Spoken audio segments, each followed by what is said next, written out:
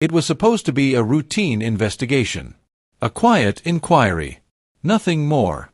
But on that cold evening in Pretoria, when unmarked vehicles rolled toward the presidential residence, something felt different. The air was heavy. The silence too loud. And what unfolded behind those gates stunned even the most seasoned investigators. They expected documents. They expected computers, files, or even encrypted data. But what they found instead touched something far deeper. Around 2:12 a.m., investigators entered a dimly lit corridor at the back of the house. They followed a map of the home's layout until someone noticed something odd. A wall didn't align with others. Measurements didn't add up. Behind a bookshelf was a hidden door. A silent officer pushed it open.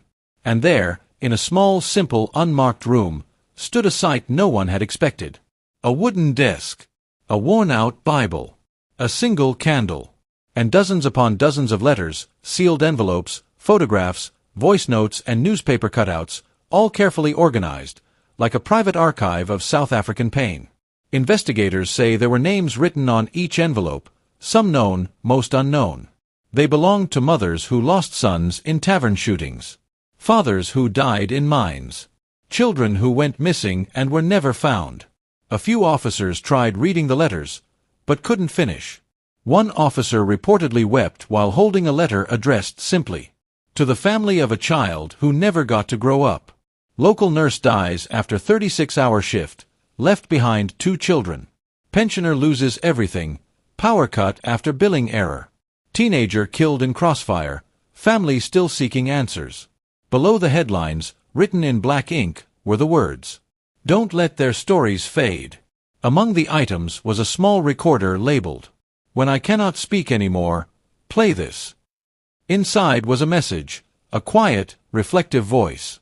Investigators will not release it officially, but those who heard it say it spoke not about power, but responsibility. Not authority, but guilt. If leadership means comfort, then I failed. Leadership should mean sleepless nights, until every South African can sleep peacefully. We came ready to uncover secrets. Instead, we uncovered emotion. Some officers stepped outside to catch their breath. Others bowed their heads in prayer. At the back of the room was a box filled with photographs, faded, crumpled, some printed from social media, featuring people from all over the country. A miner covered in dust, holding his daughter. A grandmother serving food at a soup kitchen. A street vendor smiling beside her umbrella stand. A group of young schoolchildren walking early in the morning with torn shoes. On the back of nearly every photo was a handwritten message. "They are the real South Africa." When news of the discovery leaked, citizens across the nation reacted, not with anger, but with something rare, reflection. Social media exploded, but for once, there were no insults. No partisan battles. Instead, people began sharing their own stories, stories of survival, struggle, strength, and hope. Churches called for moments of silence. Schools held discussions.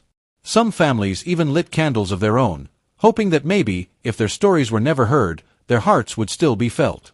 Officials say the investigation will continue. But many believe what was found that night was not evidence, but a reminder. A reminder that leadership is not only about power, it is about people. A reminder that behind politics are lives. And a reminder that South Africa is still full of voices waiting to be heard. One officer, still shaken, said after leaving the house, "I've searched dozens of buildings in my career, but this one didn't feel like a search.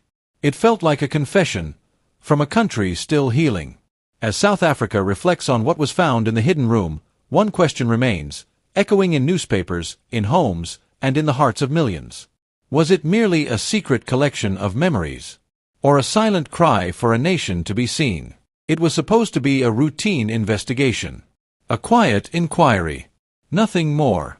But on that cold evening in Pretoria, when unmarked vehicles rolled toward the presidential residence, something felt different.